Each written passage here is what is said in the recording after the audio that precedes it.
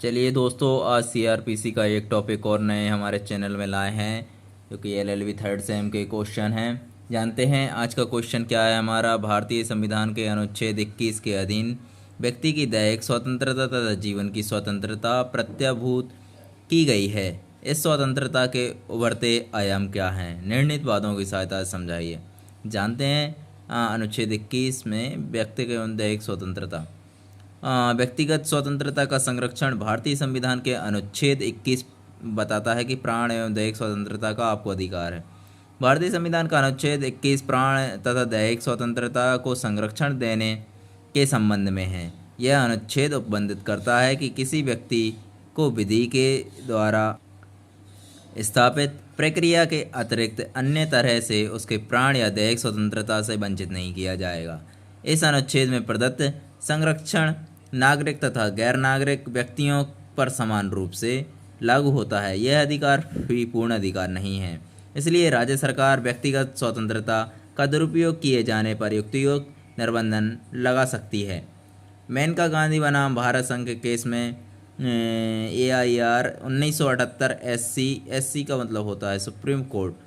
तो मेनका गांधी बनाम भारत संघ में बताया गया है कि प्राण तथा दैहिक स्वतंत्रता का संरक्षण सिर्फ कार्यपालिका के कृत्यों के विरुद्ध ही नहीं वरन विधायिका के विरुद्ध भी प्राप्त है। अगर विधायिका द्वारा पारित विधियां युक्तियुक्त नहीं है तथा नैसर्गिक न्याय के सिद्धांतों के अनुरूप नहीं है तो उन्हें असंवैधानिक घोषित किया जा सकता है।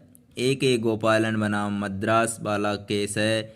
सुप्रीम कोर्ट ने 1950 के बाद में यह निर्धारित हुआ है या किया है कि विधि द्वारा स्थापित प्रक्रिया का अर्थ है विधि द्वारा अधिनियमित विधि शब्द का अर्थ राज्य द्वारा निर्मित विधि से है, ना कि प्राकृतिक विधि से। इसलिए विधायिका विधि द्वारा किसी व्यक्ति के जीवन और व्यक्तिगत स्वतंत्रता के अधिकार का अपहरण कर सकती है तथा न्यायालय को यह अधिकार नहीं है कि वह इस बात पर विचार करे कि विधि द्वारा स्थापित प्रक्रिया युक्ति संगत है या नहीं। दैहिक स्वतंत्रता का अर्थ होता है जो व्यक्ति को पूर्ण रूप से स्वतंत्रता प्रदान करता है। इसका अर्थ सभी व्यक्तियों का बिना विधिक औचित्य के सजा, गिरफ्तारी अथवा अन्य शारीरिक अवरोधों के विरुद्ध स्वतंत्रता है। अन्य किसी व्यक्ति को बिना उचित कारण के कारावास में निरुद्ध किया जाता है तो यह कहा जाता है कि उसकी व्यक्तिगत स्वतंत्रता में हस्तक्षेप किया गया है।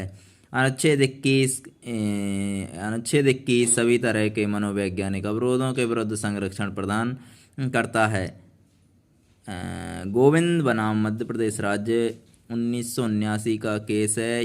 इसमें यह अभी निर्धारित हुआ है कि अगर यह माना जाए कि अनुच्छेद 21 में एकांतता का अधिकार सम्मिलित है तो भी यह अधिकार पूर्ण रूप नहीं माना जाता, इसलिए इस पर युक्तियुक्त प्रतिबंध लगाए जा सकते हैं।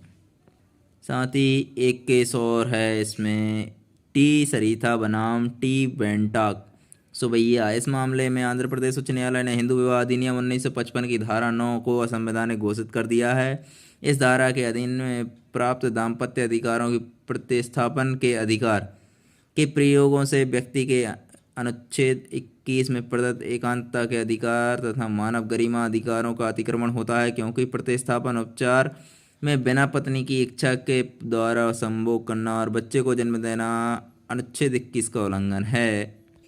चलिए जानते हैं दैहिक स्वतंत्रता पर आपात उस घोषणा का प्रभाव क्या होता है।